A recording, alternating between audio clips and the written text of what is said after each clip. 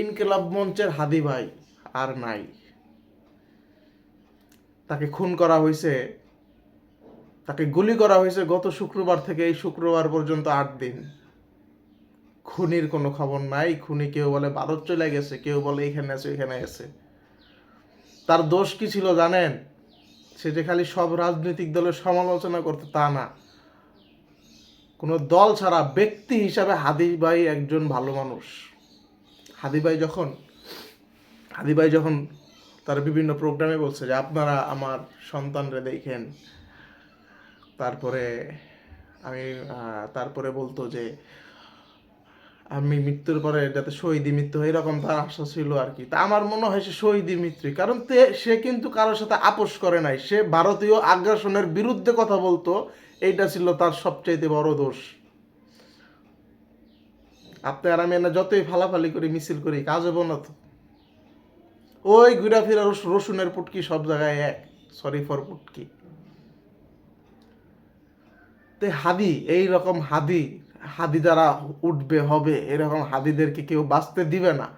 ভারতীয় আগ্রাসনের বিরুদ্ধে যেই শালার শালায় কথা কেউ ওই মরবে। আর আমাদের এই সরকার টোটাল একটা ব্যর্থ সরকার, প্রশাসন ব্যর্থ। স্বরাষ্ট্র উপদেষ্টা মান সম্মান থাকতে পদত্যাগ করেন, মান সম্মান থাকতে পদত্যাগ করেন। এই যে হাদি কিন্তু আমার রক্তের কেউ না, আমার আদর্শের কেউ না, কিন্তু লোকটা যে কথাগুলা বলতো, কথাগুলো একবারে সলিড, কোনো জায়গায় কথা ফাঁক ফোকর আছে। উনি মারা গেছে, আরে আল্লাহ সুবহানাল্লাহ। আমার যে ভাইয়েরা এখন দৌড়ের উপরে আছে, তারা ফেসবুকে পোস্ট করে এটা নিয়ে মজা নিতেছে। আরে ভাই, আপনি একটা দল করেন, একটা সংগঠন করেন, ঠিক আছে, এলে একটা ভালো মানুষ মাইরা ফেলাইলেন, মরে গেছে। আপনারা আপনারা ভালো মানুষ মারলেন, সেই ভালো মানুষের আপনারা তার মৃত্যুটা নিয়ে আপনারা ফেসবুকে নানান ধরনের ভিডিও বানাইতেছেন, এই করতেছেন সেই করতেছেন। আর কিছু দালাল ইউটিউবার আছে, ওই হাসনাত আবদুল্লাহ ওই ভারতীয় আগ্রাসনের বিরুদ্ধে কিছু হুঁশিয়ারি দিছে, ওই দিক দিয়া তাগ গোয়ার মধ্যে আগুন জ্বলে, সরি ফর গোয়া, আগুন জ্বলে গেছে।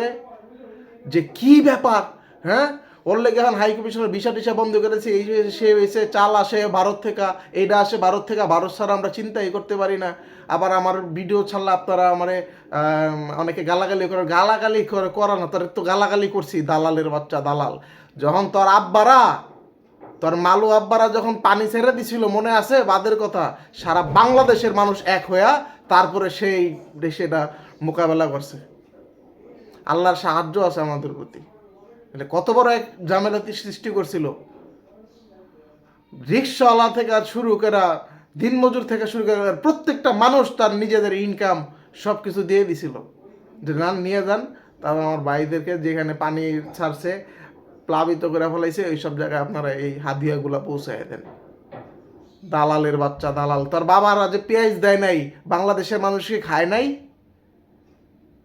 তার বাবারা যে চাল দেয় নাই, বাংলাদেশের মানুষরা খায় নাই।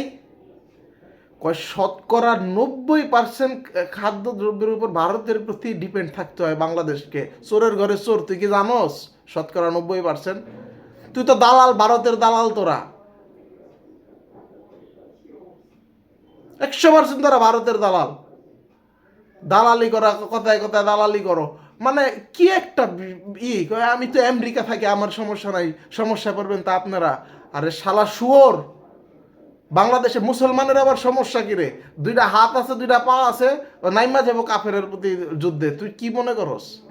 আপনাদের কাছে কি মিসাইল আছে? এরা পারমাণবিক শক্তিধর। আমাদের কাছে পারমাণবিক শক্তি থাকতে পারে, কিন্তু আমাদের কাছে কি আমাকে ইমানি শক্তি নাই? দালাল। ওসমান হাদি একজন নিঃসন্দেহে একজন ভালো লোক ছিল। আমি তো আমার মনে হয় আল্লাহ তার মানে শহীদি মৃত্যু হইতো, তার তার তার তার দেখ আল্লাহ, দোয়া করি আল্লাহর কাছে। এই যে আমরা করলাম, মিছিল করলাম জুম্মার নামাজের পরে, এতে করে আসলে কোনো লাভ নাই। আরেক জায়গায় ভাঙ্গাচোরা করেও কোনো লাভ নাই। যেটা ভাঙ্গার সেটা ধানমন্ডি 32টা একেবারে মনে করছে ফুটবল খেলার মাঠ বানায় আলা বাবারা। ধানমন্ডি 32টা ফুটবল খেলার মাঠ করে দেয়। এরা একটা ভালো একটা ডাঙ্গা লাগানোর চেষ্টা করতেছে। এদিক দিয়ে হাদিরা তারা মাইরা এখন দোষ দিব বাংলাদেশে এতদিন যারা 16 বছর নির্যাতন হয়েছে এইসব দলের উপরে দোষটা দিয়ে দিব আস্তে করে। কোনো সময় জামাতের প্রতি ট্যাগ লাগাইব, কোনো সময় বিএনপি এরা করছে। আবার কিছু খাইচত খারাপ লোকও আছে। কেমন হাদি এখানটা মারা গেছে, তারা অনেক মানুষ ভালোবাসে, ছাত্র জনতারা তারা ভালোবাসে। আবেগের বর্ষে হয়তো এই জায়গায় সে জায়গায় ভাঙচুর করতেছে। আর তারা টার্গেট করে ভাঙচুর করে, কারা দেশের বিপক্ষে লেখে, কারা ভারতীয় চাড়ামি করে, দালালি করে, এদের কি করতেছে। তো সেই লোক আছে নির্বাচনকে পেছানোর জন্য, নির্বাচনকে বানচাল করার জন্য ষড়যন্ত্র হচ্ছে। এটা ই করার মানে জুতা খাওয়া মানুষ ছিল তোরা। আগামীকালকে শনিবার সারা দেশে শোক, রাষ্ট্রীয় শোক। খালি রাষ্ট্রীয় শোক এভাবে পালন করলে হইবে না। আপনারা যে যার থেকে এখান থেকে আসেন, একবার সূরা ফাতিহা, 3বার সূরা ইখলাস, দুরুদে ইব্রাহিম পড়ে আল্লাহর কাছে দোয়া করিয়ে, এবং আপনারাও করবেন। আমাদের হাদি ভাই আল্লাহ যাতে তারে জান্নাতুল ফেরদাউস দান করুক, আমিন।